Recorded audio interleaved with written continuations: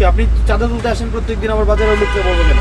মানুষ যদি ধরে আপনাদের পিটায় পুলিশের হাতে তুলে দেয় আমাদের কিছু করার নাই। অনেক কষ্ট করছি এই ইলেকশনের জন্য, অনেক কষ্ট করছি। চাল খাইবেন?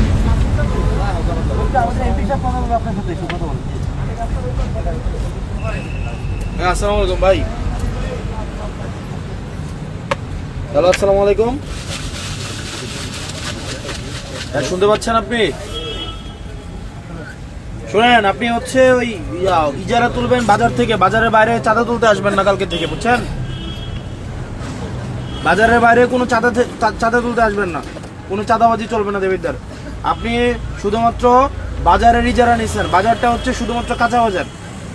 শুধু কাঁচা বাজারে এদিকে যদি আসেন, মানুষ যদি ধরে আপনাদের পিটায় পুলিশের হাতে তুলে দেয় আমাদের কিছু করার নাই, কারণ চাঁদাবাজরা সবাই ধরে পিটাবে, বুঝছেন? হ্যাঁ, হ্যালো, আমি আপনারে কইতেছি কোনো টাকা আপনি বাজারের শুধুমাত্র ইজারা নিচ্ছেন, আপনি ফুটপাত আপনি কারে কইতো বাজারের লোককে আপনি চাঁদা তুলতে আসেন প্রত্যেকদিন আমার বাজারের লোককে বলবো কেন? চাঁদা তো আপনি উঠান, হ্যাঁ? আপনারা বলে আপনি চাঁদা উঠাইতে আসেন না, আপনারা কে বলে আপনারে?